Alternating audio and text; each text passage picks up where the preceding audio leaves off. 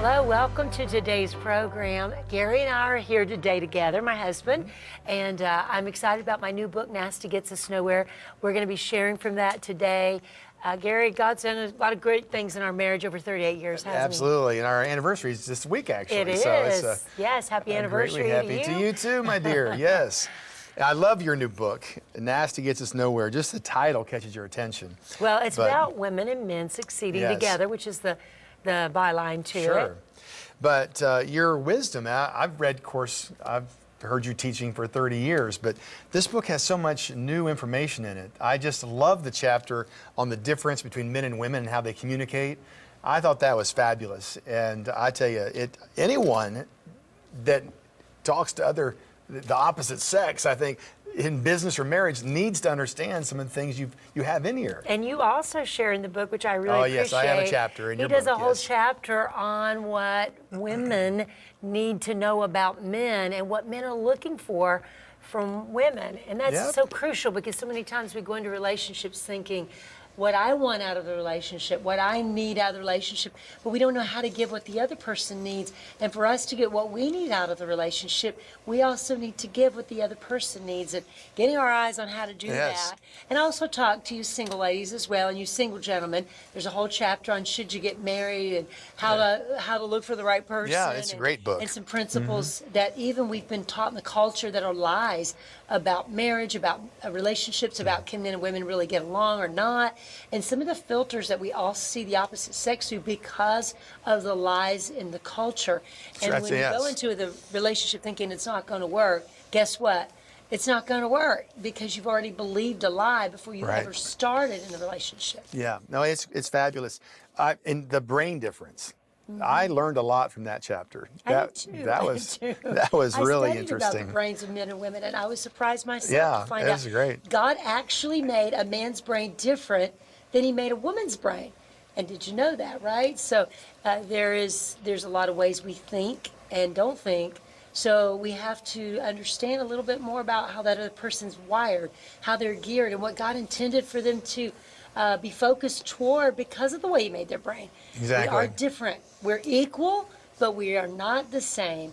And the book explores all of that about how our differences are meant to complement each other, how we work to work together, and how that's a benefit to culture, to family, to business, to society, and everything we pretty much do. And how the enemy's tried to destroy family, marriage, and children because instead of us complimenting one another, we've attacked one another, and the culture's pitted us against each other, and there's agendas, and at the root of that, you teach Fixing the Money Thing. My husband does a program.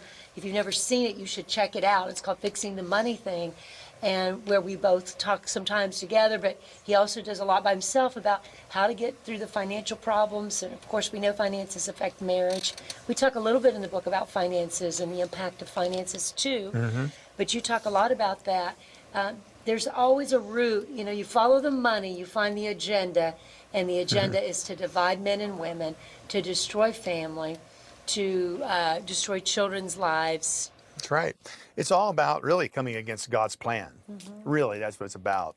And again, you do a great job laying it out. I mean, I would suggest certainly everyone married should have it for sure. Business relationships, like you said, singles. I mean, I was fascinated by it. And I thought that it was done very well. And certainly nasty doesn't get us anywhere. We're sure of that. So women and men can succeed together. We're the proof of that. Amen. Both of us are complete opposites, and yet we're so very complementary. I remember one time we were eating dinner with somebody, and they said, "You guys, like, you can just fill each other's sentences, and you move almost in one synchronized movement." And I had to laugh because that's not the way it was in the beginning of our marriage at all. Being so opposite, you feel like God brings you together, but then opposites attract, and then oftentimes they attack because we don't understand the difference and the need for the difference. It's a great thing. It's an awesome thing. We cover each other's weaknesses and we build each other up. So it's a good thing, and you can too. You can have a great relationship with the opposite sex, whether it's even also sometimes moms understanding your sons and how they think differently and how their brains work differently. So you're not trying to make them into something they're not, you respect and understand why God made them that way. And same things, dads with daughters. And we need to get this difference, and we need to work together, because women and men can succeed together. That's We've right. proven it, haven't we? We have 38 years. 38 years and going. We're going to keep going Yeah, and going. So exactly. I just want to say thank you for 38 years. Hey, thank you. Yeah, I honor and respect. You've and taught me a appreciate lot. I tell you, you taught me a You've taught lot, me a and lot as it's well. a team effort. And I know we would not have had the success that we've had financially and in ministry and raising a family if we'd not discovered the things that I share in Nest. Well, when we were first married, it was a bit of a shock.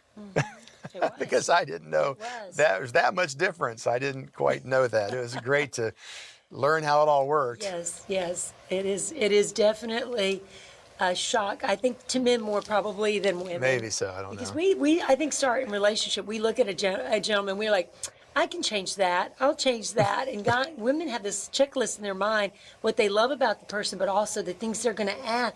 Because think about it this way, women, we were created to come alongside, to be that encouragement and help and a team player. And women are looking for vision from their spouse, and they want to help and be part of that vision and that winning team. So it makes sense that women from the get-go are looking like, how can I add to this person? How can I work with them and help them become their very best? And because we see the great things in them. I know for Gary, I saw, wow, this guy has this and this and this, and I want to add to that. And we see ourselves complementing and coming into the picture of how we can add to them. But it's a big mistake to start out marriage Yeah, I was going, gonna I'm going to say. change this and that about the person. So how'd that project work out for you? It's worked out pretty good, actually. I learned about things that didn't need to be changed, though, because you don't want to make the other person who you are. The whole That's idea true, is that's true. viva la difference. You know, I mean, the difference is what is beautiful about the relationship. So, but men oftentimes, what do men think when they're coming into a marriage? What do they think about the relationship? Sex, Okay, he was mean, honest. Okay, so men think it's going to fun. be I mean, constant, men are easy looking for a sex. companion. It's going to All be right. companionship. And sex, by the way, isn't the number one need a man has, which And I you share talk about in that. the book. You do, you But share companion, men want to share. They're doers. They want a buddy. They want someone to, do things with and share life with. They want a family, and, in a man's world, his world is made up of his kingdom. Men are about the things they own, control. That's just how they're designed. But I always say a man is about his kingdom and his woman. I like So what you a said. woman reflects his glory. He views his wife as a reflection. He takes great pride in his wife Don't as get part upset about of. that, ladies. That's a good thing. Yeah, he looks at her as part of his who he is. It's like a reflection. And so he takes great pride in that, and so he gets a lot of comfort in that. But not like owning. Don't misunderstand when I say that. Kingdom. I understand. But to a I'm trying man, to translate for okay, them. to a man, if a man meets another man with his wife with him, he judges the man by the wife. I mean, he judges, okay, this guy got her. Oh, okay. He judges the man for what he does. You'll hear men say, what do you do for a living? We judge each other in that honor and respect code we talk as men. But he also looks at the wife and he judges how she treats him, the honor she gives him.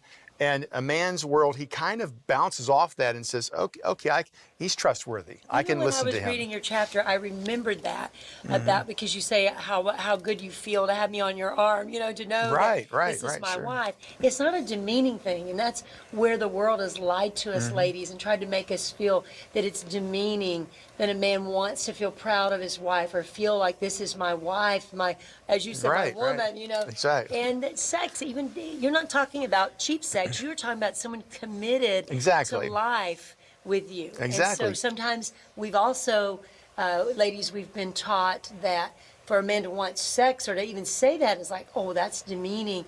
No, it's that he wants to share his life with someone, and that is sexy, that you can be with someone your entire life and still go home to the same person, still enjoy each other and learn each other and be safe with each other.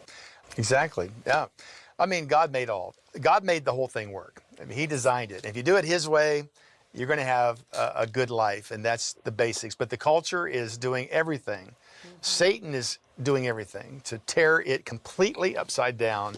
Yes. And we have the evidence of it in the destruction of people's lives. Right. Which is why you need truth, which is why you need Nasty Gets Us Nowhere, Women and Men Succeeding Together.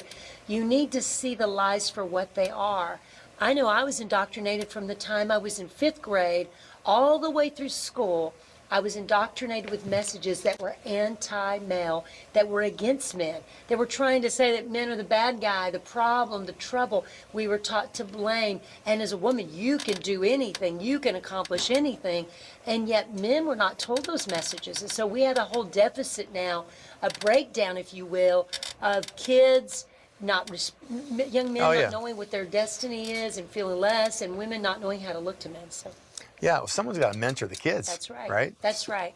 We've got more we want to share with you, but we've got a lot of great stories of people's lives that have been changed, their marriages, their relationships have been transformed. We want to share with you, as well as a lot of teaching on this area, because this is the area that will make or break the difference in happiness in your life. Happiness is related to relationships, and we cannot live without healthy relationships. When we get back.